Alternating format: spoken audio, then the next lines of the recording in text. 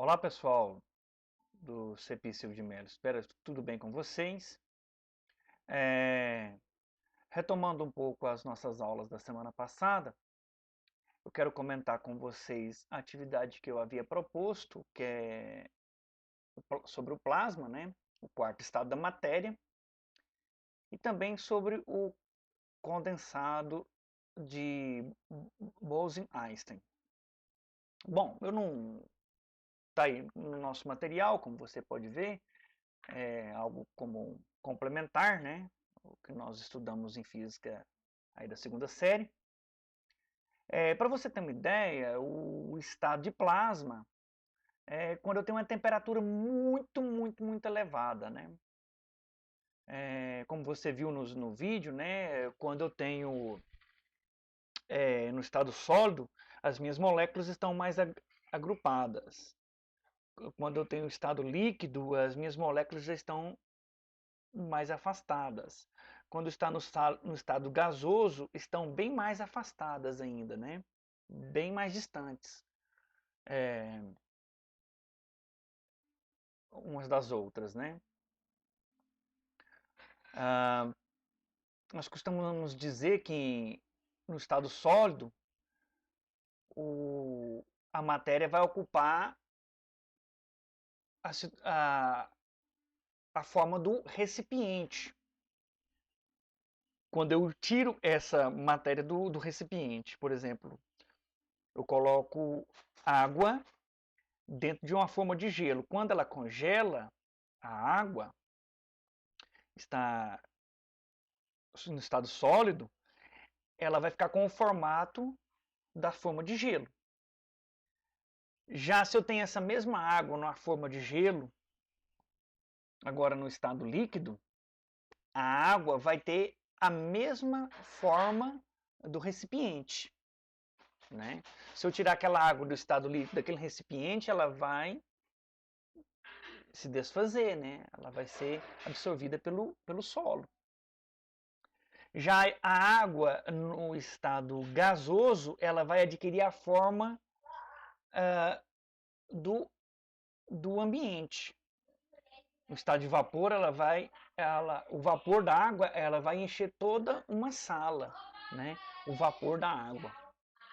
E, e se eu continuar aquecendo ainda mais essa temperatura, nós vamos chegar num quarto estado da matéria que nós chamamos de plasma. Um exemplo de plasma que nós temos, né, seria o Sol. Então, o Sol, as estrelas, né, propriamente dito, mas na nossa galáxia, o Sol, né, as estrelas, propriamente dito, elas estão no quarto estado da matéria, que nós chamamos de plasma. Ou seja, nós temos uma temperatura elevadíssima, né? Não é mais o estado de gasoso, mas é um estado de plasma, né? Essa relação de plasma, então, é o que nós denominamos aí o quarto estado da matéria, né? Como se fosse o plasma da ideia do sangue aí, né? Onde você pode ver os raios, né? Os raios solares, né? As auroras polares, né? Nós chamamos de aurora boreal, né? Ou aurora astral, né? Então, nós chamamos aí. Então, a ideia isso é de plasma e nós temos a ideia do plasma aí que está presente nas televisões, né? Existem televisões de vez de LCD, é chamado de televisões de plasma, né? Ah, então, essa é a ideia de plasma. Agora, com relação ao condensado de Bose-Einstein, que é um quinto estado da matéria, que nós chamamos, já é o outro extremo da situação. Se o plasma é uma temperatura muito elevada, né, a ideia do condensado de Bose-Einstein, ele é aí uma temperatura muito baixa, abaixo do zero absoluto. Porque a ideia do condensado, o que é condensado? É eu condensar essa matéria. Então agora eu tenho aí um condensado, eu tenho várias moléculas de água que formou ali a água no estado sólido, né? E agora tem tanta molécula de água ali. Agora que essas moléculas de água, agora eu olho e eu vejo uma única molécula, um grande átomo, né? Que eu chamo isso condensado. Então ele está tão frio, a temperatura tão baixa, abaixo do zero absoluto, né? E eu disse que agora eu olho aquilo ali tudo e eu vejo uma única matéria só. No meio daquelas tantas de moléculas ali agora, de água, por exemplo, eu vejo uma única, né? Devido à sua movimentação é quase que nula ou nula. Aí eu digo que agora transformou-se num condensado. Eu olho aquilo ali e vejo um grande átomo agora, né? É um condensado chamado condensado de Bose-Einstein, né? Uma outra extremidade. Foi uma outra sugestão que eu fiz que vocês fizessem esse estudo complementar, né? É bem verdade que agora na natureza nós não temos algo muito comum para nós aplicarmos essa situação aí no nosso dia a dia, né? Do condensado de Bose-Einstein, tá? Prosseguindo aí os nossos estudos, meus alunos, então na página 79 do nosso livro, né? A página 79 do nosso livro, nós temos aí as trocas de calor em um recipiente termicamente isolado, né? Então nós já discutimos isso até em ambiente de laboratório, né? Aí as garrafas térmicas, né? Um dos primeiros laboratórios que eu fiz com vocês, nós analisamos lá água fria e água quente numa vasilha de isopor, né? É um ambiente termicamente isolado, né? Então estou mostrando isso para vocês, essa ideia do ambiente termicamente isolado. Então está sendo colocada aí uma água quente numa garrafa isolada, né? Ou seja, eu não perco calor para o meu ambiente externo, né? Do ambiente interno para o ambiente externo, e nem do ambiente externo entra para o ambiente interno. O fato dele ser isolado é para ambas as partes, né? Tanto para fora quanto para dentro, né? Então ela vai conservar ali a energia térmica dentro daquele ambiente, né? Então nós dizemos aí que esse ambiente é termicamente isolado. Então um exemplo que nós mais conhecemos aí tem nas nossas casas é uma garrafa, né? Garrafa térmica, né? Ou seja, a garrafa térmica de café, por exemplo, ela mantém o café por um bom tempo aquecido, né? Ou seja, também manteria uma água gelada, né? Um bom tempo gelada, né? Então existem garrafas também para que maiores, né? Para que não só de café, mas que utiliza também para manter uma água gelada, né? Então são garrafas aí térmica, né? Nós temos aí um equipamento chamado calorímetro. O calorímetro faz isso para nós lá no ambiente laboratorial, né? O que é um calorímetro? Eu mantenho a temperatura dele isolada, ele é um ambiente termicamente isolado, né? Então, num ambiente de laboratório, nós não temos no nosso laboratório, né, um calorímetro, né? Então, é um equipamento utilizado em laboratório que ele isola, né? Ele isola tanto a energia externa, né, da energia externa, e mantém essa energia interna aqui dentro, fica presa aqui dentro mesmo, né? Tanto para aumentar a temperatura quanto de baixa temperatura, né? Então ele mantém. Ele é um equipamento então, utilizado no laboratório, que ele faz aí, aqui mostra o esquema, né, de um calorímetro. Então esse é um equipamento utilizado aí. E no tópico 9 aí, trocas de calor e o equilíbrio térmico, né? Então, quando há uma troca de calor, né? E nós chegamos aí a um equilíbrio térmico, né? Equilíbrio térmico. E o que é o equilíbrio térmico? Há uma troca de calor, né, com esse ambiente, né? Nessa troca de calor, o que acontece? Algo que está dentro, que está uma temperatura elevada ou uma temperatura muito fria, né? Baixa, né? Eu coloco algo dentro desse equipamento que vai fazer com que essa temperatura aumente ou essa temperatura diminua. Ela vai diminuir ou aumentar até um certo ponto. A hora que chegar num certo ponto, o que vai acontecer?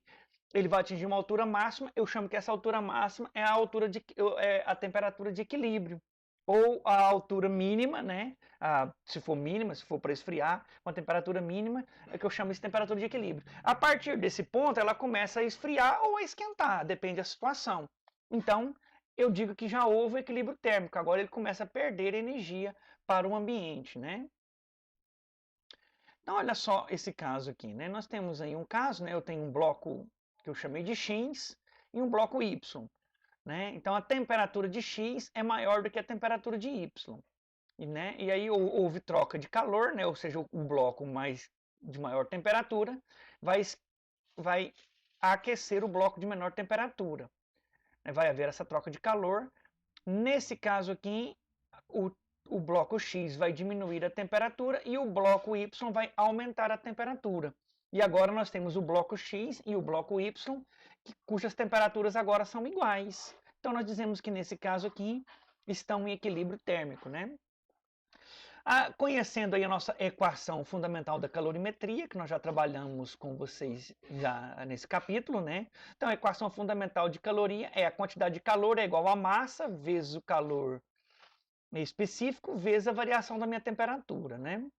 Ou seja, para que a minha equação, então, para que eu chegue a uma ideia aí de que houve um equilíbrio térmico, então, né? Essa quantidade de calor do bloco X e a quantidade de calor do bloco Y tem que ser zero, né? Então tem que ser zero, né? Ou seja, que a temperatura do bloco X é igual à temperatura do bloco Y, né?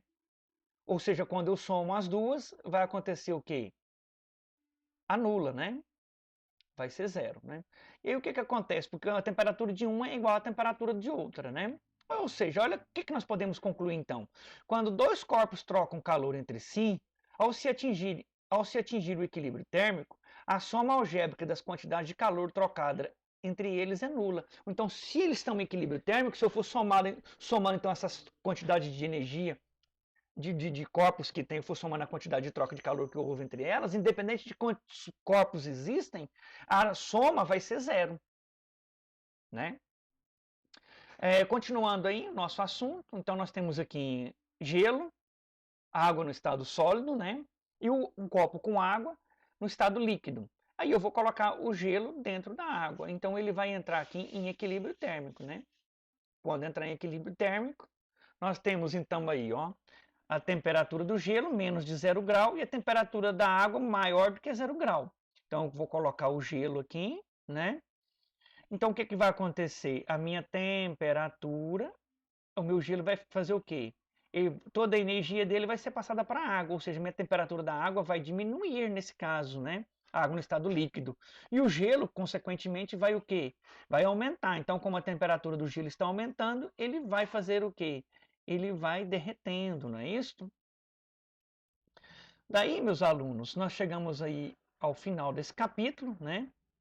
Chegamos ao final desse capítulo e eu proponho aí para vocês, para finalizar os nossos estudos, a resolução das questões que estão aqui na nossa página de número 82, né? 82 começa aqui nas questões 82, são duas questões, né? E também página 83, mais duas questões. Então são 4 questões aí para nós finalizarmos o nosso estudo, tá bom? Desse capítulo. E encerramos essa unidade de estudo, tá bom? Próxima aula eu comento com vocês, né? Essas questões, né? Não finalizamos ainda, né? Vai haver aí só... Não, perdão. Não finalizamos ainda. Nesse caso, só esse assunto, né, trocas de calor, vai só até, então, essas questões mesmo, né? Então, só recapitulando, então, esses tópicos que nós estudamos aqui, ó,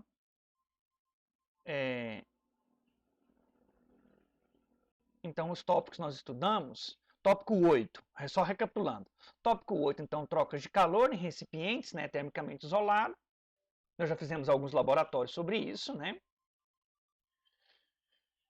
E o tópico 8, né? E aqui no final do tópico 8, né? No final do tópico 8 nós temos o tópico 9, trocas de calor, né? Em um ambiente, trocas de calor e equilíbrio térmico, tá? Os conceitos nós já trabalhamos. E aí nós comentamos aqui com vocês definimos o conceito aí que o equilíbrio, quando há equilíbrio térmico entre a troca de calor, quantidade de troca de calor entre dois corpos, né? E eles estão em equilíbrio térmico, então a soma dessa troca de calor é igual a zero, né? E pedimos que vocês fizessem aí as questões que estão na página 82. Não, deixa eu ver só as questões. Aqui são questões resolvidas, né? Que já comenta já esse assunto. Aqui, então, na final da página 82 mesmo, final da página 82 tem questões propostas, questões 35 e 36. E na página 83 tem a questões 37 e 38. Então, para essa aula de agora, de resolução de exercício, gostaria que vocês fizessem essas questões. Então, 36, 37, 35, 36, né? 37 e 38. Então, nas páginas 82 e 83 do nosso livro, texto aí. Tá bom?